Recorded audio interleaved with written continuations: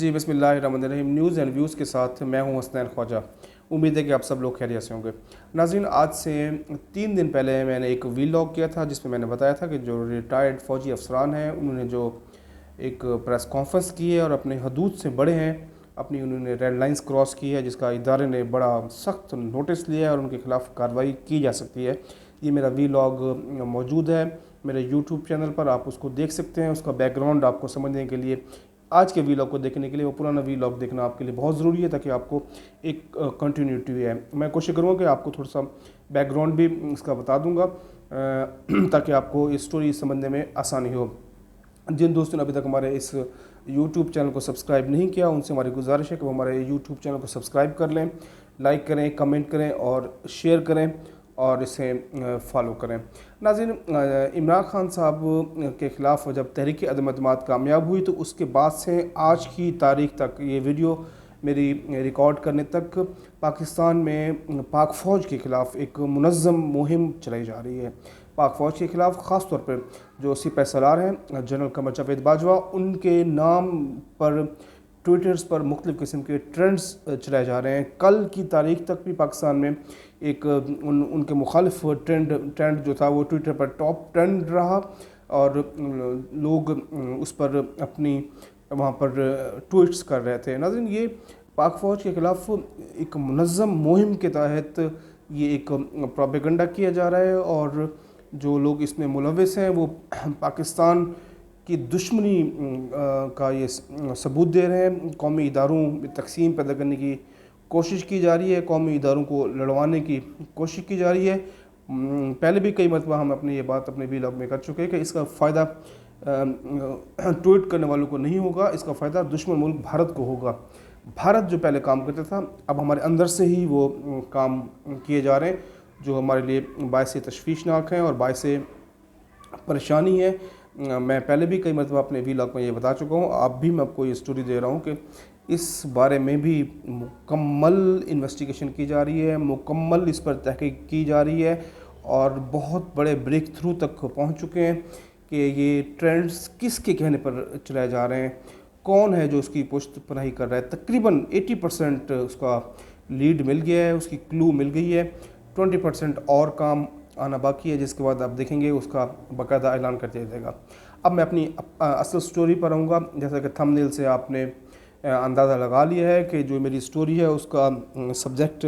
جو ریٹائرڈ فوجیوں نے پریس کانفرنس کی تھی اسلام آباد پریس کلب میں۔ اسلام آباد پریس کلب میں اگرچہ ان کو پریس کانفرنس کرنے کی اجازت نہیں دی گئی تھی کیونکہ جس قسم کا ماحول وہاں پہ بنا تھا، لوگوں کی تعداد بھی بہت زیادہ تھی کلب انتظامیہ کے مطابق۔ دوسرا، وہاں پر کچھ نعرے بھی ایسے لگے تھے جس کی وجہ سے کلب انتظامیہ نے انہیں کلب کے اندر پریس کانفرنس کی اجازت نہیں دی تھی، جس کے بعد کلب کے باہر انہوں نے پریس کانفرنس کی۔ ریٹائرڈ فوجی افسران تھے جنہوں نے وہاں پر پریس کانفرنس کی اور سیاسی گفتگو کی۔ خاص طور پر وہ کلپ ساؤنڈ بائٹ بہت وائرل ہوا جس میں کہا گیا تھا کہ کلیم کیا گیا تھا، دعویٰ کیا گیا تھا کہ جنرل قمر جاوید باجوہ صاحب کی ان ریٹائرڈ فوجی افسران سے ملاقات ہوئی تھی، جس میں جنرل قمر جاوید باجوہ نے ملکی حالات کے تناظر میں یہ وعدہ کیا تھا کہ 90 دن کے اندر الیکشن کرا دیے جائیں گے۔ میں چاہتا ہوں کہ پہلے آپ وہ کلپ سن لیں تاکہ آپ کو اس کا پورا بیک گراؤنڈ معلوم ہو سکے، پھر کلپ سننے کے بعد میں آپ کو اس کی مزید تفصیل بتاؤں گا۔ کہ ہم نے جب یہ حالات خراب ہونا شروع ہوئے تو ہماری ایک team led by general Ali Kuli, supported by vice admiral Tasleem S J بار اینڈ ایئر مارشل مسعود،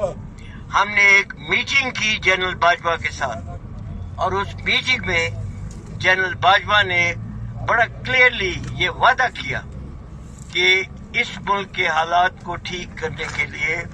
90 دن کے اندر اندر وہ الیکشن کروا دیں گے۔ آج ہمارا سوال ان سے یہ ہے کہ ان کا وہ وعدہ جو ہے وہ کدھر گیا؟ جی، آپ نے کلپ سن لیا۔ جنرل قمر جاوید باجوہ صاحب کا نام لیا جا رہا ہے اور الیکشن کے بارے میں کہا جا رہا ہے، یعنی یہ کس کیپیسٹی میں انہوں نے پاک فوج جو ایک غیر سیاسی ادارہ ہے اس کو کس کیپیسٹی میں کہا جا رہا تھا کہ آپ سیاست میں مداخلت کریں، الیکشن کرائیں، اور جنرل باجوہ صاحب کو کوٹ کر کے ایک غلط اسٹیٹمنٹ دی گئی۔ ناظرین، اسی پریس کانفرنس سے پہلے بھی یہ جو پاک فوج نے اس پر اپنی شدید کنسرنز وہاں سے ظاہر کیے گئے تھے۔ جو اعلیٰ عسکری حکام تھے، جو اہم فوجی سربراہان تھے، جو فوجی قیادت تھی، انہوں نے اس پر شدید اپنے کنسرنز کیے تھے کہ یہ انہوں نے جو ریٹائرڈ فوجی افسران نے اپنا پریس کانفرنس کی ہے اور پریس کانفرنس میں جس قسم کا میسج کیا ہے وہ بہت الارمنگ ہے، بہت خوفناک ہے۔ یعنی اس پریس کانفرنس کو باضابطہ طور پر پاک فوج کے خلاف مہم کا ایک حصہ قرار دیا گیا، اگرچہ بہت سے لوگ اس میں انوالو تھے، لیکن ایک باضابطہ طور پر تحقیقات کی گئیں، تمام آئینی اور قانونی جو راستہ تھا اس کو اپنایا گیا، جس کے بعد تقریباً کوئی 5 لوگ ایسے ہیں جو اس تمام معاملے کے ذمہ دار قرار پائے گئے ہیں، جن کا رینک میجر سے میجر جنرل تک ہے، اور ان کے خلاف پاک فوج نے کارروائی کی ہے۔ آفیشیل سیکرٹ ایکٹ کے تحت ان کی جو مرات ہیں، جو ان کی پینشن ہے، وہ ختم کر دی گئی ہے، یعنی کہ جو ریٹائرمنٹ کے بعد ان کو پریولیجز ملتی ہیں، وہ ہسپتال میں ان کی صحت، ان کی فیملی، دیگر جو علاج معالجہ ان کا فری ہوتا ہے، وہ بالکل ختم کر دیا گیا ہے۔ ان کو ایک ڈرائیور اور دیگر سیکورٹی بھی ملتی ہے، وہ بھی ختم کر دی گئی ہے۔ ان کی پینشن بھی بند کر دی گئی ہے، اور دیگر کردار ہیں ان کا بھی جائزہ لینے کی کوشش کی جا رہی ہے کہ انہوں نے بھی اپنے ڈومین سے آگے تو نہیں گئے، انہوں نے اپنی ریڈ لائنز کراس تو نہیں کی، کیونکہ یہ جو ایک فوجی اور فوجی افسران ہیں وہ ریٹائرمنٹ کے بعد بھی اپنا جو ادارے کی جو ایس او پیز ہوتے ہیں، جو ادارے کا قانون ہے، اس پر عمل کرنے کے پابند ہوتے ہیں۔ اگر وہ اس پر عمل پر پابندی نہیں کریں گے، اس قانون کے مطابق نہیں زندگی گزاریں گے، تو ان کو پھر آفیشیل سیکرٹ ایکٹ اور دیگر جو آرمی کے مروجہ قوانین ہیں اس کے تحت ان کے خلاف کارروائی کی جائے گی۔ اب اگرچہ یہ باضابطہ طور پر آئی ایس پی آر کی جانب سے تو ایسی کوئی اسٹیٹمنٹ جاری نہیں کی گئی، لیکن ہم نے دیکھا کہ پاکستان کے ایک بہت بڑے انگریزی اخبار میں صحافی انصار عباسی صاحب کی بھی یہ سٹوری شائع ہوئی ہے، جس میں وہ تمام ڈیٹیلز بتائی گئی ہیں۔ اس سٹوری میں بھی یہ بتایا گیا ہے کہ ان کی جو اعلیٰ عسکری حکام سے بات ہوئی ہے، جس کے بعد وہ یہ سٹوری بتا رہے ہیں، جس میں انہوں نے تمام ڈیٹیلز بتائی ہیں۔ اس سٹوری کو پڑھنے کے بعد ہم نے بھی اپنی کچھ رابطے چیک کی ہیں، سٹوریز کو ہم نے دیکھا ہے، مختلف دفاعی ایکسپرٹس سے ہماری بات ہوئی ہے، تو تقریباً کم و بیش یہی ہمیں بھی اطلاعات ملی ہیں جو انصار عباسی صاحب کی سٹوری میں یہ شائع ہوئی ہیں۔ تو لیکن